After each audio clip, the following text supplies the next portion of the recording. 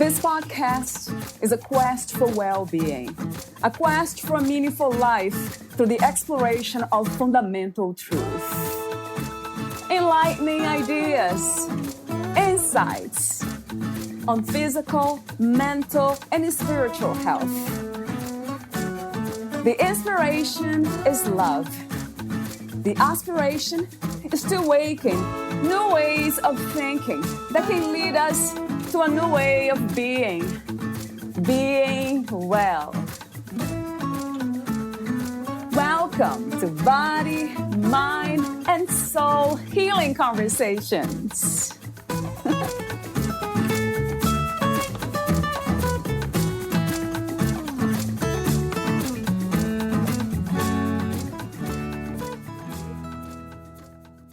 We all have bad habits. Maybe you bite your nails, maybe you procrastinate, or maybe you're always late. Whatever it is, bad habits can be frustrating, but it turns out they might actually be protecting you. Bad habits may be annoying, but they might also be your brain's way of trying to protect you. However, there comes a time when they are no longer serving you. That is when it is good to deprogram them. There are many ways to deprogram habits that were once serving you, but you decide it's time to let them go. And this is what this conversation is about. Valeria interviews Saman Nasir, a healer, meditation coach, certified hypnotherapist, a member of the American Hypnosis Association, instructor at the Hypnosis Motivation Institute, and speaker. Saman, or Sammy as she is fondly known, is a hypnotherapist certified by the Hypnotherapist Local 472 Union, which is affiliated with the AFL-CIOI. She creates a safe, relaxing environment for her clients and helps them to tap into their inner resources to make positive changes in their lives. Saman is also a certified life coach and instructor at the Hypnosis Motivation Institute in Tarzana. Saman's work as a hypnotherapist and hypnotherapy instructor has helped many people to reach their full potential and live the way they want. She helps confront self-limiting beliefs and negative patterns of thinking and behavior so that her clients can move forward in their lives with confidence and success. Sammy can help you understand your problematic behaviors so you can develop the awareness and skills to change them. She will work with you to create a personalized hypnotherapy program that is tailored to your specific needs and goals. Through the use of hypnosis, mindfulness, and cognitive behavior therapy, Saman can help you to increase self-esteem and confidence, release fears and phobias, gain control over bad habits, eliminate negative thinking, reduce stress and anxiety, sleep better, manage chronic pain, improve memory and concentration, increase motivation and productivity, and much more. If you are interested in learning more about how hypnotherapy can help you, please contact Saman for a free consultation. She will be happy to answer any questions you may have. Meet Sammy at don'twaittolive.com. Here's the interview with Saman Nasir.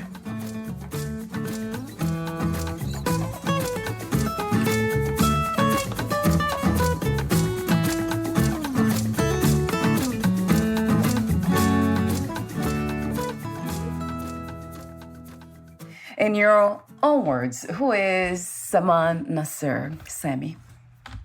I would like to think that I am this raw energy that has collapsed into this reality and taken the form of someone that likes to heal and to help understand the complexities of life. That sounds very spiritual to me. As you know, I love spiritual topics, anything that it's connected to it somehow. So how did you come to this understanding of yourself, Sammy, from this broader, big picture? Well, first of all, energy cannot be created or destroyed. So combining sort of physics and spirituality, that tells me that everything is recycled, including our knowledge, our concept of who we are, and consciousness and energy and DNA. So if that's true, then I've been here before in a form other than what I'm taking now. So that leads me to believe that I'm just raw energy that can be molded into, whatever version of reality we live in the plane that we live in. Yes, that's something that resonates true to me. And one question that I often ask to myself and others, and I do read a lot about it, I follow the principles of Advaita Vedanta, and that's for some reason, it sounds true. So the question that I ask is, how did this happen? Like coming here over and over again. I have the experience of almost like getting very close to know that that's true as well from experience. When I was 7 years old, I remember, I probably said that to you before. I looked at myself in the mirror and I said, oh, you're here again in a new body. Mm-hmm. 7 years old, I didn't know anything about it, pretty much anything about spirituality or incarnation. Of course, none of that was imprinted. I wonder why we keep coming back. Do you have an idea? Do you believe in the concepts of karma? Yes, I was actually going to mention that. I feel like the way I look at karma is some sort of unfinished business, right? There's more to do. And I believe that ultimately we're looking to form this idea of togetherness and sort of end this separation that's created. And I feel like that's why we're reborn over and over again to achieve that purpose. And that's really the core objective or goal, if there is one, of most spiritual teachings and teachers, to get us to understand that who we really are so we can burn all karma. And that's the thing, and then merge back with that source energy. It might be an interesting idea too, intellectually, because a lot of us have heard some people say, so then what if I don't come back here? I don't like the idea of becoming source energy because then I'm nothing. There's nothing there, so I don't like the idea. I want to keep coming back here.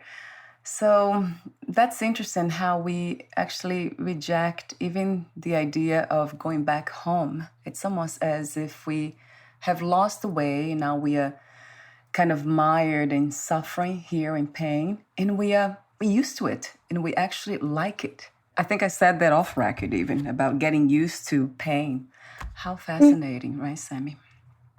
Yes, and I also believe that a lot of times when we say something like that, that we don't want to come back, we do not want to merge with source energy, that's because we've also forgotten what it feels like, and this is all we know. So there's safety in staying in this form, or to imagine a form like this, over and over again, versus merging with source energy feels like nothing. It feels like ego death.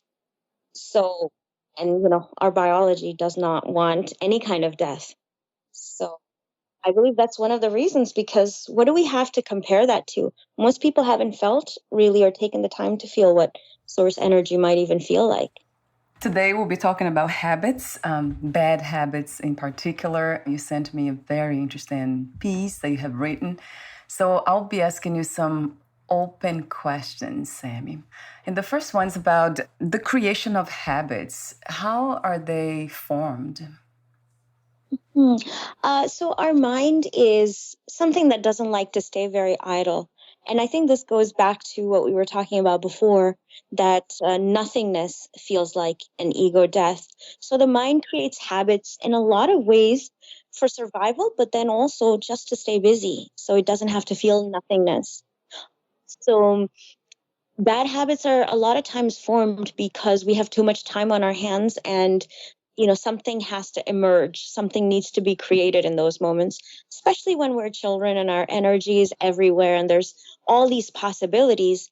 The mind wants to do something with our time, and a lot of times, unfortunately, children don't have healthy channels to express their creativity and their form, so they end up with habits like for instance, nail biting, or, even in cases of trauma, cutting themselves, because it's still something to do. It is better than nothingness to these children. And especially if there's abandonment or the parents are not very attentive, then they'll form habits just to not to have to feel the sheer boredom of nothingness. That is amazing. How the being busy, I think the meaning of karma is action, isn't it, Sammy? If I'm correct, I think it means action, doing. So even the fact that we are always doing something, looking to do something, that says a lot. that we are really in the midst of that karmic kind of energetic flow. Yes, and unable to stand still for a moment and to be able to see that there might be something outside of doing and just being. But that feels too scary to a lot of people because also we've been programmed to believe that if you're doing nothing, if you're doing absolutely nothing, then you're somehow flawed or unproductive, right? Or not meeting a certain standard. What is the balance? So what does it feel like? Or how could we describe even what it's like to be still, to be grounded in that stillness that we are, that nothingness per se, which is really not nothing, it's no thing. What does it feel like to be there and at the same time be active with the body and mind? Have you experienced that kind of dance, as I like to say? Yes, a lot of times the closest that most people come to is being in a flow state where they become a part of their surroundings or they become a part of what they're doing. So if um, somebody's a writer and they write, instead of looking at it as an action of writing, it's more that they have become the writing because it's expressed through them. So they've almost merged with the process.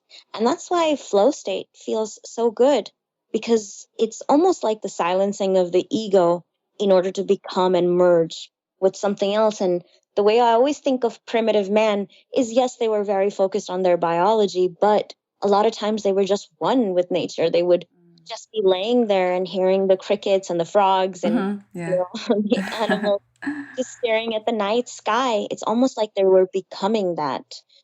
Whatever their attention was going to, they were becoming that. But now it seems like there's not enough time to really become something else because there's just too much rush, too much to do. So I personally understand the importance of that so much so that I will take the time out to do that. No matter what's going on in my life, I prioritize that time for nothingness, which is ironically everything. I love the way you said that too, the just becoming, merging to what is here, what's present. So there's no separation between who we are and what we are doing. It's one. That it's really a challenge to understand intellectually, isn't it? To grasp that idea. I believe if we allow it to be, it does come to us. That example of you as that 7-year-old that said that was just because you were present with the moment and you allowed for whatever, ancient wisdom or collective consciousness there might have been there to just come and speak to you in that way. That could not have come from the mind of a 17-year-old. That came from your deeper sort of understanding what was in your DNA. It's almost like you were hearing the echoes of what you truly are without form.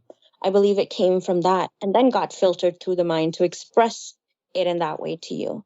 But not having any prior knowledge of that kind of spirituality in the mind of a 17-year-old or a 7-year-old, I'm sorry, to come up with something like that, it's not the workings of the mind. And that's something that you do, the work you do, right, Sammy, as a hypnotherapist? Yes. You guide others to go back to that essence state of being. I would love for you to talk to me. For those who don't know, I'm sure so many of us already have heard about hypnotherapy and the power of it. But talk to me for a moment a bit more about what you do and what are the benefits of hypnotherapy. Well, hypnotherapy is very beneficial because for a lot of us, that's the only time that we're really tapping into our inner selves, our core selves to ask, important questions and to get important guidance from our inner wisdom. So, as you said, to guide people back to that sort of place of nothingness and everythingness, the way we go about it, a lot of times people are like, well, I'm not interested in spirituality. I just want to change this one habit that bugs me a lot. The way I frame that to myself is if I help this person overcome addiction or love addiction or understand relationships, that's going to bring more quietness because a lot of the noise is about this one thing they want to change, is about this one habit they want to change. And if I can help them do that, then there will be moments, perhaps even micro more moments of quietness, so that leads them back to a little bit further towards that source. Maybe not all the way, but as they work through more and more things and experience the peace and wonder and joy, that will become, they will become closer and closer to their source. That is such a fascinating healing modality that I have never engaged with yet, but you have been an inspiration in my life. Every time I think about doing any kind of therapy, I think of you first. If I were to do any kind of healing modality, I do Reiki these days, but I would definitely try that with you. Wow, it's kind of unpacking a lot of those unconscious belief systems we have that gets in the way, which habits are formed from there, right, Sammy? Belief Yes, systems. yes, and protection from something, right? If there is resistance to change, it is because something is being protected in there. Just because our conscious mind might not understand it doesn't mean that it's not there. Let me ask you a question about habits, the opening questions. What is the difference between habitual behaviors and trauma informed behaviors? Habitual behaviors might just be a result of just something that you did a lot or you watched somebody do a lot. So you sort of picked up on it. Much like you'll see the children of, for example, tennis players become really good at tennis because that's what they knew, that's what they saw all the time. Um, Trauma informed behavior can also become habitual. So the habitual habits do form, also are under the category of trauma response, but it's different. Trauma habits don't come because we watched somebody do something or we were inspired by something or just because it was routine. That comes from a much deeper place of wanting to survive, because what trauma is a response to something that felt bigger than our capacity to handle it. And that's why a lot of trauma does go back to childhood, because that's when we were the most helpless. So trauma informed behavior is something that your mind and body and physiology is telling you you need to do this because it helped you survive. So if somebody was trying to hit us, for example, and we crouched and sort of went internal and just froze, then in the future, the brain will be programmed out of that trauma response to say, anytime anything feels threatening, even if it's a bill in the mail that you can't pay, go ahead and crouch and freeze, because that helped you survive last time. Because it's primitive and it likes to do things in big broad patterns, it doesn't understand the complexities of, oh, this is a different situation, this is not the same kind of threat. Trauma doesn't do that. Trauma doesn't allow for intervention because, again, it was too dangerous to think at the moment. It was just time to react. So it keeps doing that. That's why it's so dangerous to have trauma responses, because they are not pertinent to what's happening today. They're literally the past replaying itself, the past responses. And also habits, you talked about just habitual behavior. Normal habitual behavior can also be changed. If we see a huge benefit in doing things differently, we're like, okay, I just need to discipline myself. In 30 days, I can change that, or 21 days, I can change that by doing it differently. But trauma informed habitual behaviors would be a lot harder to change because they're linked to survival. So no matter how much we try to overcome it, we'll only be able to do it for a short amount of time. It would take an immense amount of willpower, and we will find ourselves back to where we were. Wow. That's the biggest difference between the two. It seems like there's a huge difference. Yeah, it's not the same at all. Wow. So trauma, it changed the brain, right, Sammy? Trauma has this power too. Yes, and looking at, in fact, even the structure of the brain, neuroscientists find that there is actual structural changes that happen with a brain that's been through trauma, especially complex trauma from childhood. They will see that there's parts of the brain that don't even light up in certain circumstances, whereas they would light up in a non-traumatized brain. That's how big that change is that happens from trauma. I have heard one of the hardest, most challenging habits to overcome is addiction. Is that something that you agree? That's what I have heard before.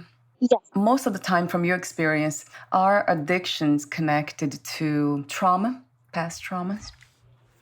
Yes, most of the time, yes. But I hesitate to say that it always does, just because of other people's definition of trauma, or more like the socially accepted definition of trauma, which is, oh, something really bad had to have happened to you. But the way that I define trauma, I would say all addiction comes from my definition of trauma, which is it doesn't have to be big by anybody else's standards or society's standards. It's just what felt big to you at the time that it did. So if you were, let's say, 10 months old and your mom ran off to the neighbors to get some sugar and milk and got caught up and was like 10 minutes, late coming back, and if at that time you felt like you were abandoned, then that is trauma to you, right? Versus another kid, he might not be affected. He might just stay playing. So people will look at that and say, well, that's not traumatic because other kids in that situation could have been okay. So therefore, it's not traumatic. So they wouldn't try to attribute addiction to that trauma. But as far as I'm concerned, and the way that more of the trauma informed psychologists and clinical psychologists and hypnotherapists look at it, yes, all addiction comes from our definition of trauma. Yeah, speaking of addiction, I did some reading about interesting facts about habits. And one of them was habits are a spiritual thing. So that caught my attention immediately, of course, because I love spiritual topics. And they mentioned the AA, and they said, what fuels the success of AA is belief. While no particular religion helped AA individuals reach sobriety faster, having any sort of faith at all made a huge difference. Mm-hmm. So I'd love to hear from you on that. What is your thoughts about habits being a spiritual thing? Yes, I believe spirituality can help create habits, but I also think that sometimes lack of spirituality can also create negative habits. So the reason why spirituality does help a lot, and probably, one of the biggest ways to create change, is because we all want to believe in something bigger than ourselves. But again, instead of understanding that it's the source and then it's already in us that we're trying to connect with, a lot of times we will find other outside factors to kind of attribute all that greatness to that we're afraid to see in ourselves. So a lot of times people will say, well, I believe in the power of this tree, or I believe in the power of this rock, or I believe in the power of this particular person, right? Like in cults, we see that a lot. We all want to revere something, but because we were shamed at such an early age towards, creating better habits and societal habits. We're afraid to attribute that greatness to ourselves as being part of the source. So we'd like to attribute it to an outside force. But at the same time, it's better than, right, not believing at all. So that's why it really helps, because it comes from that part of ourselves that needs to believe that there has to be more to this, because otherwise things feel too meaningless. So spirituality can really help to create that sort of like bigger meaning, deeper meaning, a deeper purpose. And for that purpose, we're willing to do anything. That's why cults are so successful, is because they lead someone to believe that, hey, what you're doing is much bigger than you, and it's much bigger than what's going on in this point in time in your life. So it has to do a lot of times with that trust that we have lost in ourselves, right, Sammy? And then Yes. it's easier to believe that God or something else has the power. Yes, that sort of dualism in religion more than we see in spirituality. But in religion, we see that, no, here's me, and then there's a separation, and here's all the greatness, which is God, instead of really being able to, again, merge and say, it's everywhere. And if it's everywhere, then I'm a part of it too. So I am part of this source. But that gets lost in that translation. What comes to me is that God is here. If God is here, or life is here, everything that's happening, it's already in me, or the source, or whatever we call it, the divine. Then we wonder why we go through all these challenges we go through in life, even though sometimes we know that we already have that understanding or this deep knowledge, spiritual knowledge that we are the divine. Then we wonder why we're still faced with challenges. Is that something because it's, let's say, karma burning out, running its own course? Yeah, that's a big part of it. And then also there's this idea of perfectionism that we put on spirituality as well. Like there is this one place, and if I believe hard enough, and if I know enough about the source, and if I can get there, then all pain will disappear and all challenges will disappear, and I'll just feel bliss all the time. But remember that merging with everything, merging with the source, is also merging with the pain and being open to pain as well. So I think it's that misconstrued idea that people have. And the same thing happens with religion. The problem with putting all of this perfection on an outside God also leads people to, when they're going through dark times, to say, why has God abandoned me? What is God punishing me for? So this dualism leads to that problem where people start to question their faith, because they're like, God is supposed to be all perfect and all knowing. What we don't understand is that part of accepting something is to accept its darkness and to accept its goodness, right? The light and the dark. As you said, I think in the first interview we ever had, is you talked about the light and the dark. All of that, if we're going to believe in God, then all of that is God. That will prompt us not to ask during dark times, where is God now? Yeah. Why isn't he listening to me? The other interesting facts about habits that I found, they said habits are the ultimate energy saver. And that's for a reason, right, Sammy? I know you can explain that really well. Yes, that is 100% true.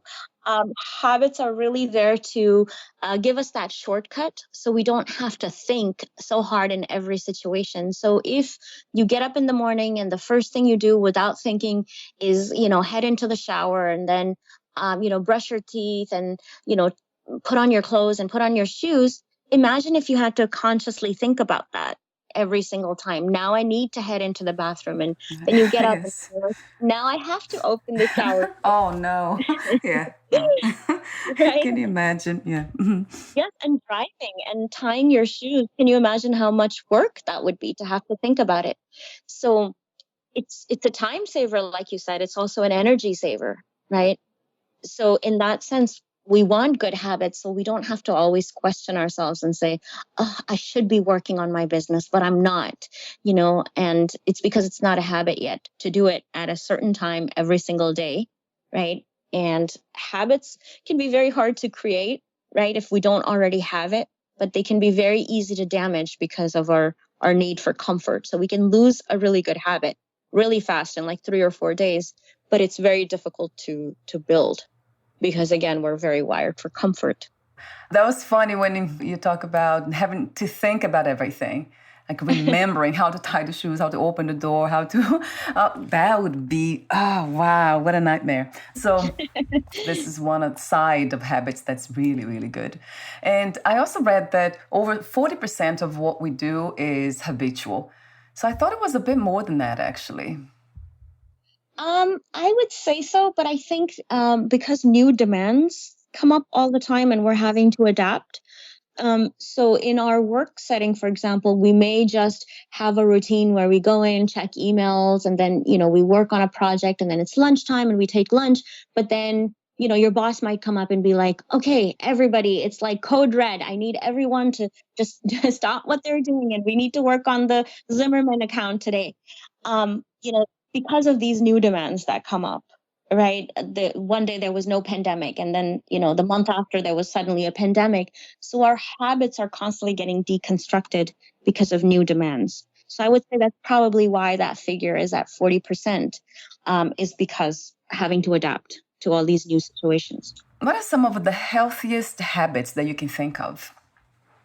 Well, I definitely think that deprogramming ourselves from pleasurable responses that we do compulsively is probably one of the most important habits, in my opinion. When we take time to step away from pleasure and do some of the harder things that build character and kind of push us towards, a better version of ourselves, that's one of the highest. And then, of course, spirituality, which is what we've been talking about today, is another very important habit where we stop what we're doing and we just take time to sort of meditate and connect with the divine, connect with, our source. And then, physical exercise is really important. That I would say is the physical version of spirituality, because again, it's taking us to what's harder, but it's also taking us towards what's good. And pain actually is another way of connecting with the body. Believe it or not, pain is good in that sense, as long as it's not harming us. So when we, move towards a new habit, like doing, more push-ups or more crunches, for example, or running, then we're actually connecting with the body more, because pain will get our attention. Even if we neglect the body in every other way, the one time we will be in our bodies will be with a tough physical exercise. So mhm, that good sleep and good eating habits, those are really important in my opinion. What you just said about pain, it really gets the attention, right? Our attention when the Yes. body's in pain. Isn't it funny? We just drop into the moment, the present moment immediately. And if there's one thing that's stronger than the need for pleasure, it's the need to get away from pain. So being confronted with pain will take away any distractions, and we will be focused directly on that part of the body that's hurting. So at least we're paying attention to it. At least we're bringing awareness into it. When some of us do quite the opposite and we get comfortable with pain, it's really something that's almost like unnatural, isn't it, Sam? It feels unnatural to me. Although when we talk about spirituality, it's actually embracing pain is a good thing, but not in the sense of ignoring pain, right? Yes, it's like you said in the beginning, watching it almost like a witness, staying present for it, rather than, like you said, ignoring it or trying to get to that superhuman, place where we don't have to feel it anymore. And my last open questions, way too many today, is the worst habits that you can think of. What would they be? I think the worst habit that we could ever have is to not question our impulses and our compulsions and our belief systems. If we just become lazy about that spiritual growth and that personal growth and say, I don't want to understand why I'm doing this. I just want to take a pill, or I don't want to understand. I just want to achieve more. Or I'll just work harder at work. Right. Instead of understanding, why are there problems with my relationship with my wife, for example, or my children, or why are my children, doing these things when I'm trying to, raise them a certain way. We become very complacent about not asking those questions. And I think that is the worst habit of all, because as long as we're at least questioning ourselves and trying to get to the bottom of things, we'll find a way. But if we don't do that, then all bad habits just kind of stick around.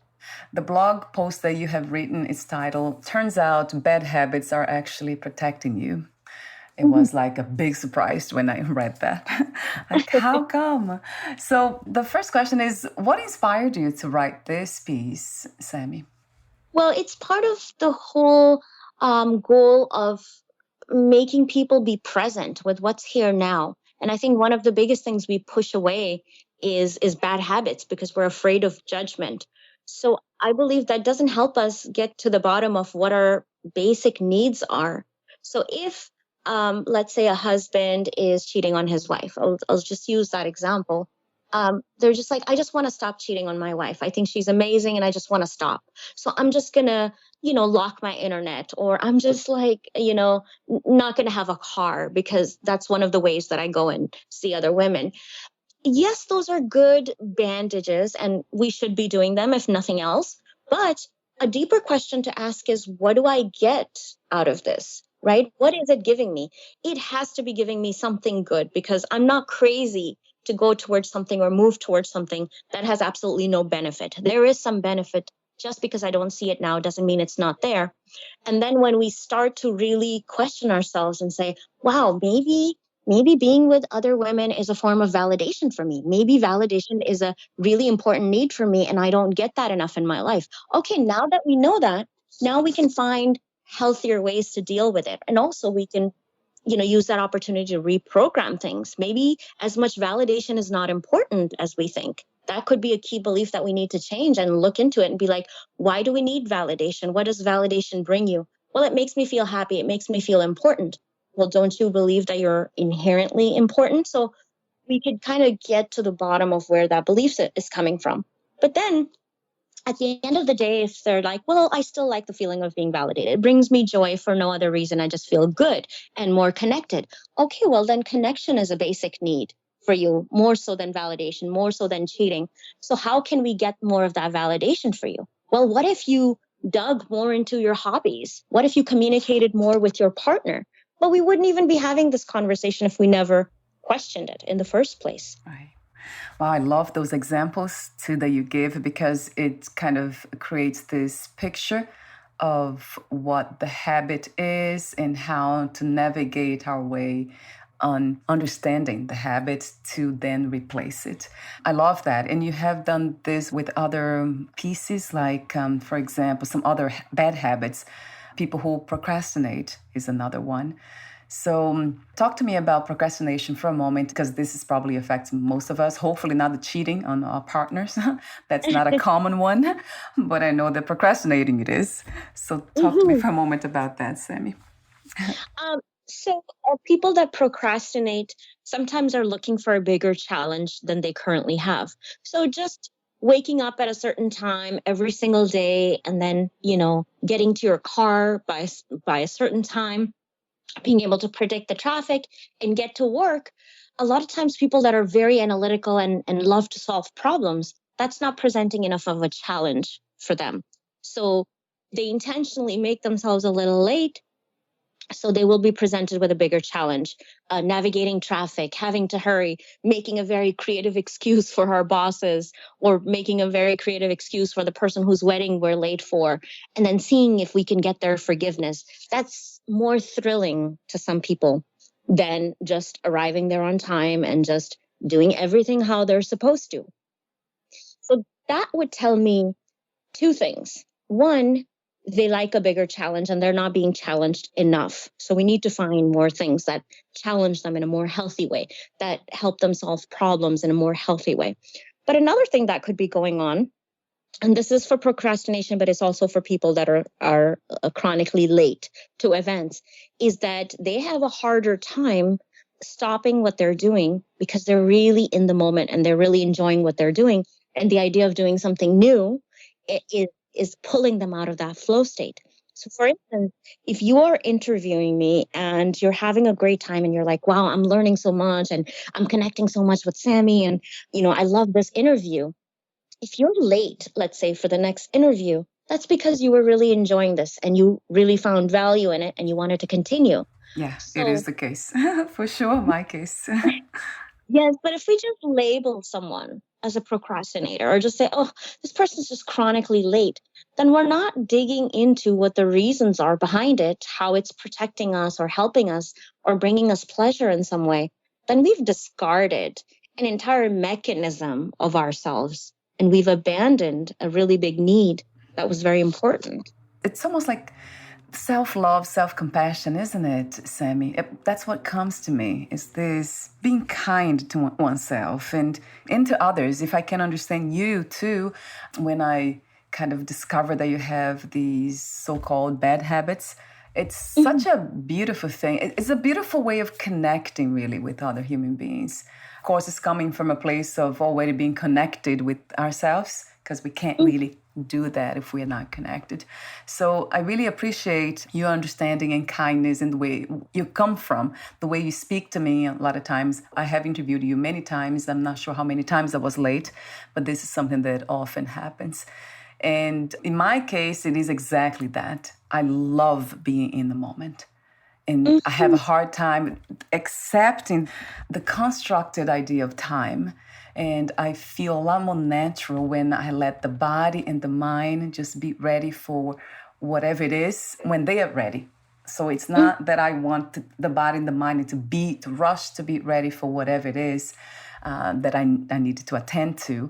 But I wanted the body and the mind to be ready to attend the event. So that doesn't really work a lot of times. I mean, it has worked for me, but I know for most people it wouldn't work. I have been fired, I think, 2 or 3 times when I worked for other people because of it. So it's not something that we recommend, right? No, but understanding and self-compassion, again, can defocus us from the problem and move us towards a solution. For instance, let's say you've got fired from a job before and you thought, oh, well, it's because I'm late. I'm just bad. I'm always late. Then you're feeding into a negative identity that the brain, the ego will latch onto. So it won't really help you change. But if on the other hand, you were like, why am I late? Is it because this job is not very fulfilling? And at least when I'm at home, I'm more connected with myself and my body. Okay. So my need is to go to a job that I'm more connected with. And it lead you to, for example, what you're doing today. If we dig deeper and investigate, we can find much healthier alternatives that not only break the bad habit, but also meet a much deeper need. So true, a trillion times to that, because it resonates true to me. I was not happy doing what I was doing before, right? So it was almost like a giving to be late because I was dragging myself to the work. But I'm still late these days, and that's something that I try to understand the why. And then now I know that's because I'm very slow. The truth is, I do everything very slow. There's something about pausing. I pause a lot when I do things. So I think that doesn't help when it comes to being on time.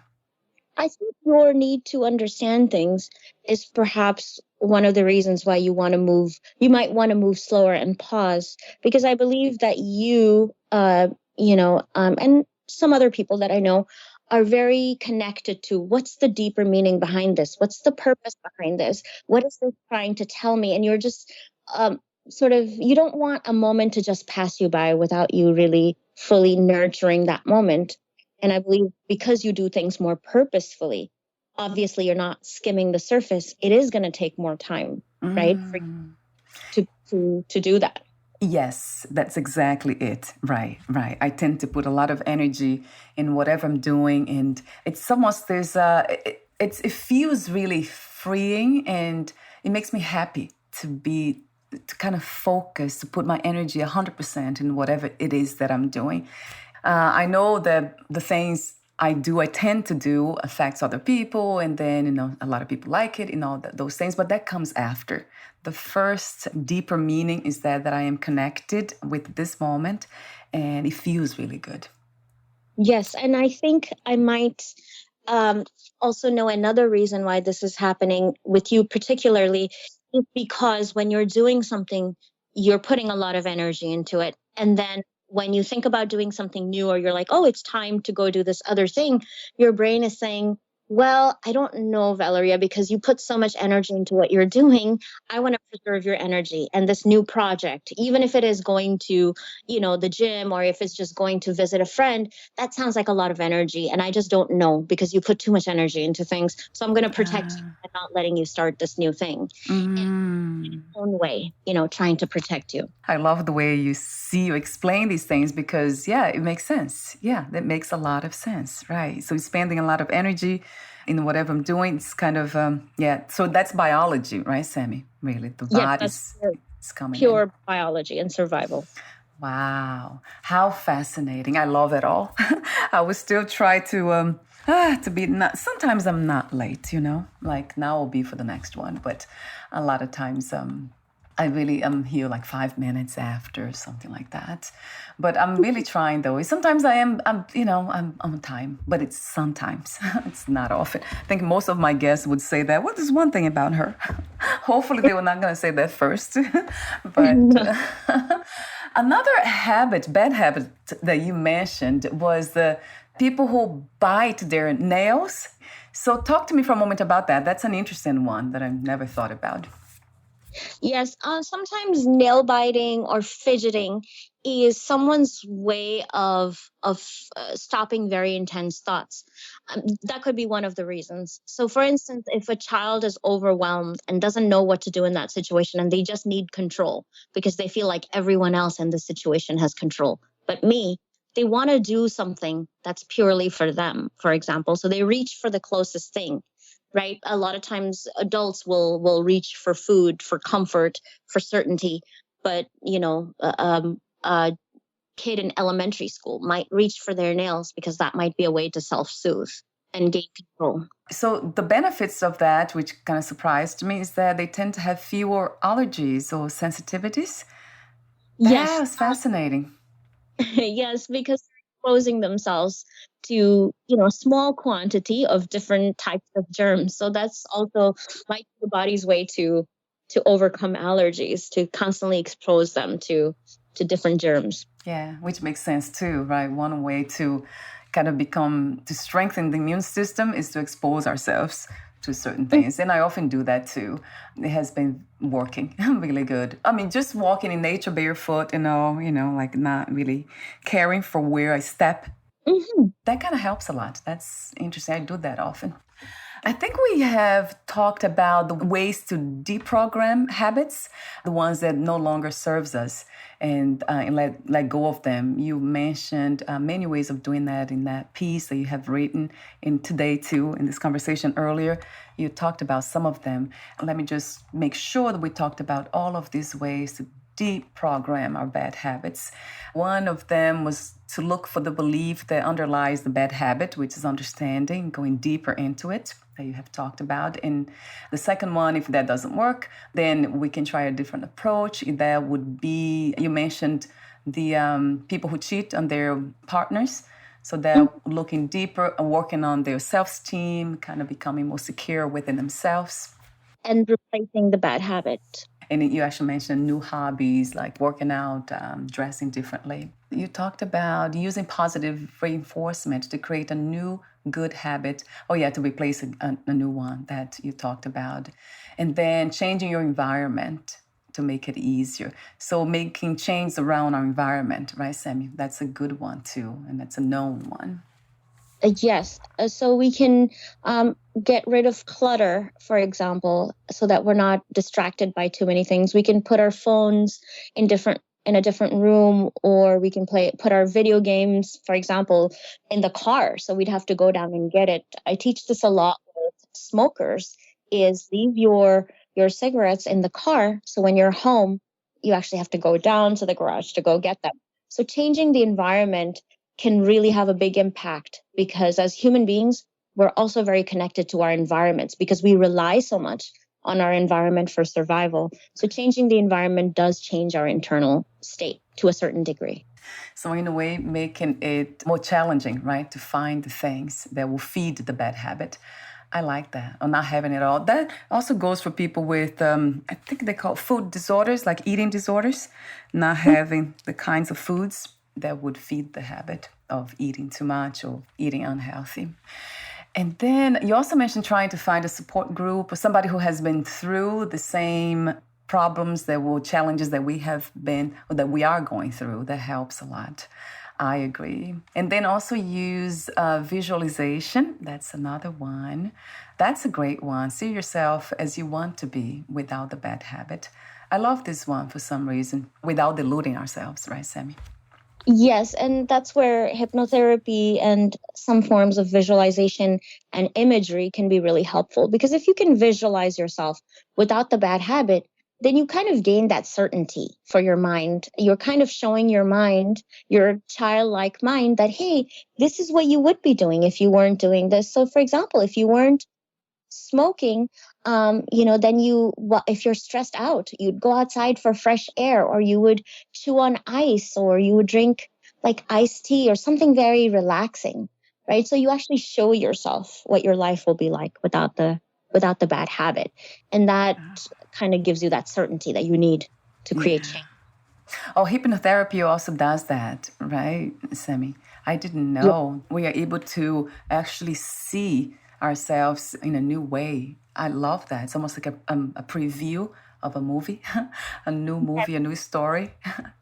Yes, and as you know, previews, they do exactly what? They create interest in something that's coming. So the same way when we visualize, we're generating interest in this new identity that we're going to have.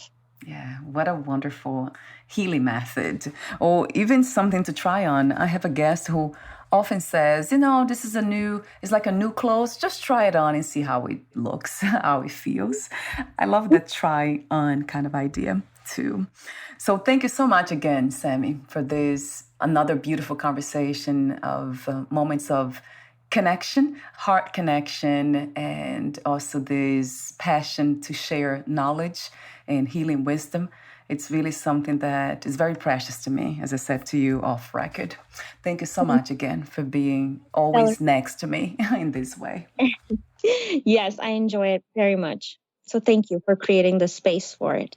And my last question, let me ask you this one. I have one last question and then a technical one. If there is one message you wish all listeners who have been in contact with this episode to take with them from this conversation today, what would that be?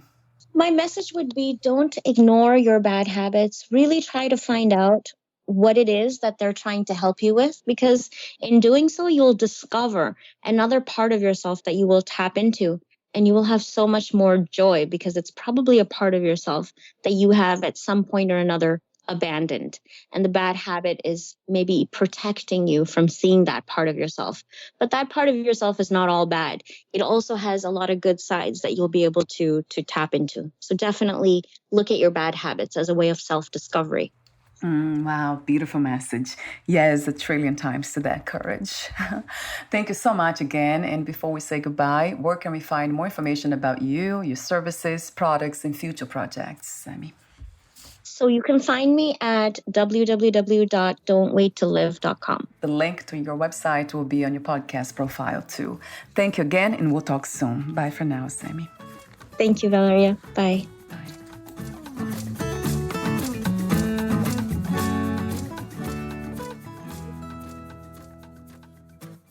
Thank you for listening.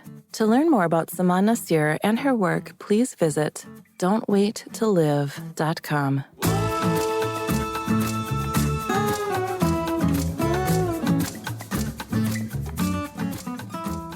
To learn more about this podcast, please visit fitforjoy.org/podcast.